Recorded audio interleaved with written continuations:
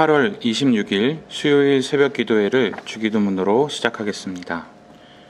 하늘에 계신 우리 아버지, 아버지의 이름을 거룩하게 하시며 아버지의 나라가 오게 하시며 아버지의 뜻이 하늘에서와 같이 땅에서도 이루어지게 하소서.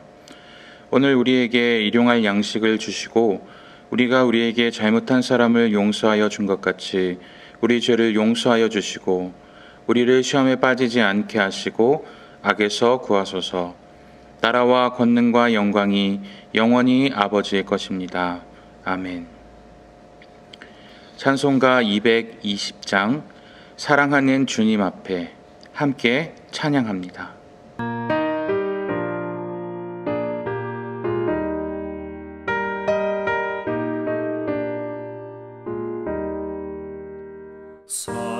사랑하는 주님 앞에 형제자매 한자리에 그 시련에 생각하며 즐거운 찬송 부르네. 내 주 예수 본을 받아 모든 사랑 내 몸같이 환난 근심 위로하고 진심으로 사랑하세. 사랑하는 주님 앞에 온갖 충성 다 바쳐서 괴로우나 즐거우나 주님만 힘써 섬기네. 우리 주님 거룩한 손 제자들의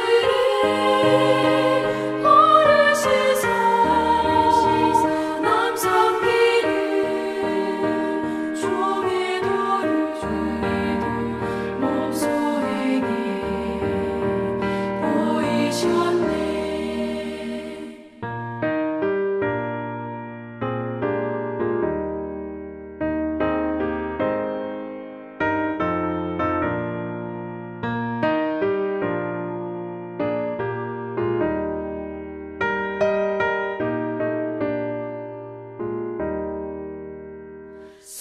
사랑하는 주님 예수 같은 주로 섬기다니 한 피마다 한 몸이군 형제여 친구들이여 한 몸같이 친밀하고 마음으로 하나 우리 주님 크신 뜻을 지성으로 준행하세. 오늘 하나님께서 우리 화평 공동체에 주신 말씀은 고린도전서 8장 1절부터 7절까지의 말씀입니다. 고린도전서 8장 1절부터 7절까지 말씀입니다. 제가 봉독하겠습니다. 우상의 제물에 대하여는 우리가 다 지식이 있는 줄 아나 지식은 교만하게 하며 사랑은 덕을 세우나니 만일 누구든지 무엇을 아는 줄로 생각하면 아직도 마땅히 알 것을 알지 못하는 것이요 또 누구든지 하나님을 사랑하면 그 사람은 하나님도 알아주시느니라. 그러므로 우상의 제물을 먹는 일에 대하여는 우리가 우상은 세상에 아무것도 아니며 또한 하나님은 한 분밖에 없는 줄 아노라. 비록 하늘에나 땅에나 신이라 불리는 자가 있어 많은 신과 많은 주가 있으나 그러나 우리에게는 한 하나님 곧 아버지가 계시니 만물이 그에게서 났고 우리도 그를 위하여 있고 또한 한 주 예수 그리스도께서 계시니 만물이 그로 말미암고 우리도 그로 말미암아 있느니라.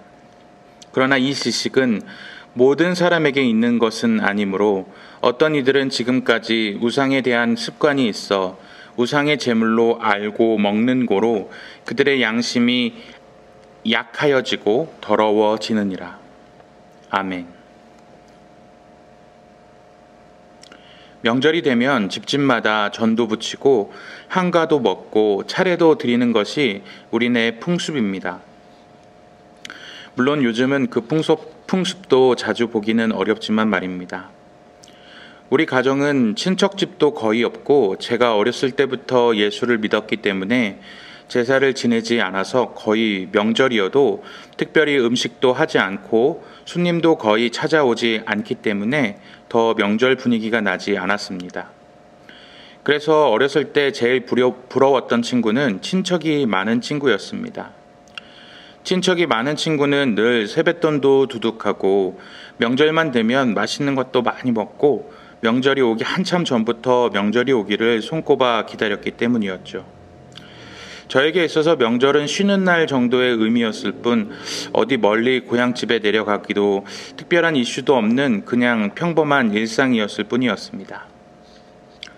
제가 명절 음식 중에서 약과를 참 좋아하는데 그것을 안 친구가 자신의 집에서 제사를 지내고 제가 좋아하는 것이 약과인 것을 알고 저에게 가져다 주겠다고 집에서 약과를 싸왔습니다. 경표야, 내가 너 약과 좋아하는 줄 알고 우리 집 제사 끝나자마자 가장 안 깨지고 잘생긴 것으로 챙겨왔어. 너 먹어. 그 약과를 탁 받아들었는데 친구의 마음은 너무 고마웠는데 그 순간 이런 마음이 드는 것이었습니다. 다니엘은 우상에게 바쳐진 음식을 목숨을 걸고 거절했는데 나는 제사에 드려진 이 약과를 먹어도 되는 것인가? 그래서 그 친구의 마음은 너무 고마운데 그 자리에서 먹어야 하는가 말아야 하는가 되게 고민이 되더라고요. 마치 햄릿이 사느냐 죽느냐 그것이 문제로다 하는 고민을 했던 것처럼 저는 어린 마음에 굉장히 고민을 했었습니다. 그래서 그 친구에게 야, 이거 그냥 먹기 너무 아깝다. 아껴 먹을 거야 라고 얘기하고 그 자리를 일단 모면하고 비닐봉지에 잘 싸가지고 집에 왔습니다. 그래서 이 고민을 가지고 전도사님한테 전화를 했습니다. 전도사님, 제가 여차여차해서 약과를 친구한테 받아왔는데 이걸 다니엘처럼 거부하자니 그 친구의 마음을 무시하는 것 같고 먹자니 제사를 지낸 것을 먹어도 될까 하는 마음에 걱정이 되어 어떻게 할까요? 라고 물어봤습니다. 그때 전도사님의 대답이 아직도 기억이 납니다. 기도하고 맛있게 먹어. 고린도 교회 안에서도 이 우상에게 바쳐진 제물에 관하여 문제가 있었습니다. 우리가 계속 고린도 교회의 배경에 대해서 계속적으로 살펴보고 있듯이 고린도 지역 안에는 미의 여신 아르테미스 여신의 신전도 있었고 그 외에 많은 신전이 있었습니다. 그리스 로마 신화를 보면 아시겠지만 이 로마인들은 참으로 많은 신들을 섬겼고 그 신들마다 신전들이 있었습니다. 그 신전들에는 많은 제물이 드려졌습니다. 그 제물 중에 일부는 제사장들에게 주어졌지만 나머지는 제사를 지낸 사람들에게 주어졌습니다. 그들은 그것을 가지고 가서 먹고 남은 것은 팔기도 했기 때문에 사람들이 고기를 먹고 파는 시장에는 일반적인 고기와 우상에게 제물로 바쳐진 고기가 따로 구분 없이 팔렸습니다. 따라서 그리스도인들은 우상에게 바쳐진 고기를 먹고 싶지 않더라도 이 고기가 우상에게 바쳐진 고기인지 아닌지를 판단할 수조차 없었습니다. 이 고기가 어떤 고기인지 알 수조차 없었기 때문이죠. 과연 신앙인이 이 고기를 먹어도 되는 것인지 여부에 대해서 지식이 있는 사람들은 자신들의 지식으로 그것을 먹는 사람들을 죄악시하며 정죄하였던 것이 고린도 교회 안에서 분란이 되었던 것입니다. 그래서 그 점에 대해서 바울은 이렇게 이야기합니다. 1절 말씀입니다. 우상의 제물에 대하여는 우리가 다 지식이 있는 줄 아나 지식은 교만하게 하며 사랑은 덕을 세우나니. 너희가 자랑하는 그 지식은 교만하게 할 뿐이지만 사랑은 덕을 세운다라고 말하고 있습니다. 바울의 관심은 지식에만 있지 않습니다. 바울의 관심은 덕을 가지고 교회를 세우는 일에 있습니다. 바울은 그 관점을 가지고 교회 안에서 일어날 수 있는 음행, 송사, 성찬, 예배, 은사의 문제를 바라보고 있는 것입니다. 공동체인 교회의 덕을 세우는데 이 일이 사용되면 바람직하지만 그렇지 않다면 그것은 헛된 것이라는 관점을 가지고 있는 것입니다. 그렇다면 우상에 대해서 바울이 가지고 있는 관점은 무엇입니까? 우상은 아무것도 아니며 하나님은 한 분밖에 없다는 것입니다. 4절 말씀인데요. 그러므로 우상의 제물을 먹는 일에 대하여는 우리가 우상은 세상에 아무것도 아니며 또한 하나님은 한 분밖에 없는 줄을 아노라. 그리고 나서 세상에 신이라고 불리는 것들이 많이 있지만 모든 것의 근본이 되시며 모든 것의 시작이 되는 분이 있다고 6절에 말합니다. 6절 말씀입니다. 그러나 우리에게는 한 하나님 곧 아버지가 계시니 만물이 그에게서 났고 우리도 그를 위하여 있고 또한 한 주 예수 그리스도께서 계시니 만물이 그로 말미암고 우리도 그로 말미암아 있느니라. 만물이 그에게서 났다고 바울은 분명하게 밝힙니다. 골로새서에서 바울은 더 나아가 분명하게 밝혀 말합니다. 골로새서 1장 16절 말씀인데요. 만물이 그에게서 창조되되 하늘과 땅에서 보이는 것들과 보이지 않는 것들과 혹은 왕권들이나 주권들이나 통치자들이나 권세들이나 만물이 다 그로 말미암고 그를 위하여 창조되었고 보이지 않는 것들도 그로 말미암았고 그를 위하여 창조되었다라고 바울은 말하고 있습니다. 따라서 사람들이 섬기고 있는 신이라는 것들, 보이지 않는 것들 또한 하나님이 만드신 것이고 하나님을 위하여 만들어진 것에 불과하다, 피조물에 불과하다라고 말하고 있는 것입니다. 7절 말씀을 표준 세번역 버전을 통해서 읽어보겠습니다. 그러나 누구에게나 다 지식이 있는 것은 아닙니다. 어떤 사람들은 지금까지 우상을 섬기던 관습에 젖어 있어서 그들이 먹는 고기가 우상의 것인 줄로 여기면서 먹습니다. 그들의 양심이 약함으로 더럽혀지는 것입니다. 알고서 먹는 사람들이 있는 반면에 모르고서 먹는 사람도 있고 알면서 먹는 사람들도 있다라는 말이죠. 7절의 말씀을 풀어보자면 고린도 교인 중에서 어떤 사람들은 오랫동안 익숙해 왔던 것이라서 우상이나 우상에게 바쳐진 제물이 마법적인 효력을 가지고 있다는 거짓 신앙에서 헤어나지 못하고 있는 상태라는 것입니다. 지금은 예수를 믿고 있는데도 아직도 옛 습관에 따라 우상에게 바쳐진 것을 먹음으로 복을 구하는 토속 신앙과 옛 구습에 매여 있다는 것이죠. 성도는 복음의 기본 도리와 복음의 능력을 인식하고 있어야 하는데 아직도 옛 습관을 따라 그들을 더럽히고 있다고 비판하고 있는 것입니다. 물론 그들은 변명할 것입니다. 몰랐다고. 우상에게 바쳐진 고기를 따로 구분해서 사기가 어렵다고, 남들도 다 그렇게 사서 먹는다고 말할 것입니다. 그런데 바울은 이게 다른 사람에게 덕이 안 되고 다른 사람들을, 특히 믿음이 연약한 자들을 실족하게 만든다면 자신은 그것을 하지 않겠다고 단언하듯이 말하고 있습니다. 8장 13절 말씀입니다. 그러므로 만일 음식이 내 형제를 실족하게 한다면 나는 영원히 고기를 먹지 아니하여 내 형제를 실족하지 않게 하리라. 우리는 혼자 신앙생활을 한다고 생각하기가 쉽습니다. 맞습니다. 구원은 개인적입니다. 남이 대신 믿어주는 것도 아니고 대신 회개해 주는 것도 아니죠. 그러나 신앙생활은 혼자 하는 것은 아닙니다.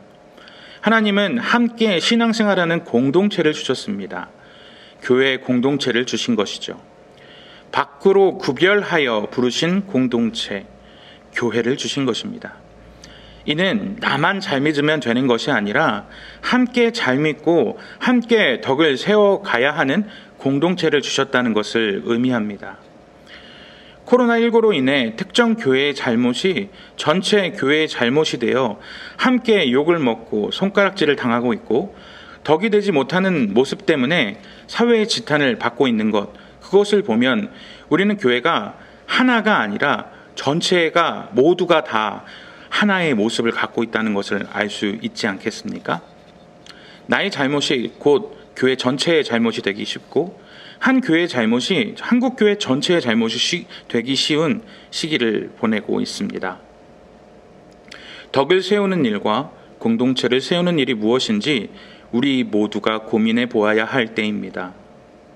하나님을 위해, 하나님의 나라를 위해 주님의 몸된 교회를 위해 오늘 하루 내가 해야 할 일은 무엇인지 고민하며 주님의 덕이 되지 못한 나의 모습은 무엇인지 단지 습관처럼 남들이 다 하니까 하고 있었던 끊어버려야 할 옛 습관은 무엇인지 돌이켜보는 이 새벽이 되길 소원합니다. 위기에 처해 있는 한긋교회를 위해서, 보이지 못하고 있는 우리 화평 공동체를 위해서 함께 기도해 주시기 바랍니다. 우리 이 시간 함께 기도하며 나아갑시다. 첫 번째로 나의 삶을 돌이켜보며 나아갑시다. 내 삶 속에 하나님보다 중요하게 생각하고 세상의 습관대로, 예수 믿기 이전의 습관대로 행하고 있었던 이 순간 그 습관들이 있다면 생각나게 하시고 끊어버리게 하여 주소서. 그것이 나에게 이익을 주고 편안함을 주고 관계에 도움을 주더라도 주님께서 기뻐하시는 것이라면 단호히 끊어내게 하시고 거룩을 추구하는 나의 삶이 되게 하여 주옵소서. 기도하시기 바랍니다. 두 번째로 기도하실 것은 코로나로 인하여 우리의 신앙이 나태해지지 않게 하시고 더 예배를 사모하여 온라인 예배를 드리지만 더욱 하나님의 말씀을 사모하게 하시고 다시 모일 예배의 자리를 사모하는 우리가 되게 하여 달라고 기도하시기 바랍니다. 말씀을 전하시는 담임 목사님께 능력을 부어주시고 성령 충만케 하여 달라고 기도하시기 바랍니다. 오늘 수요 집회 가운데 하나님의 은혜를 부어주시고 수요 집회를 통해 풍성한 은혜를 누리며 더 깊은 은혜의 자리로 나아가는 우리 화평 공동체가 되게 해달라고 함께 기도해 주시기 바랍니다. 마지막으로 화평 공동체가 2학기에 계획을 세우고 교육 훈련을 준비했지만 코로나19의 확산으로 인해 많은 것이 딜레이가 되고 있습니다. 한 사람을 세우고 소그룹 중심으로 성숙해가는 교회의 사명을 포기하지 않고 훈련을 통해 평신도를 세워가는 귀한 사명에 더욱 집중하게 하시고 무너져버린 한국교회의 모범이 되며 소망이 되는 공동체가 되게 해달라고 기도해 주시기 바랍니다. 이 지역을 책임지는 교회로서 빛과 소금의 역할을 감당하는 우리 화평 공동체가 되게 해달라고 우리 공동체를 위하여, 한국 교회를 위하여 함께 기도하며 나아가겠습니다. 함께 기도하겠습니다.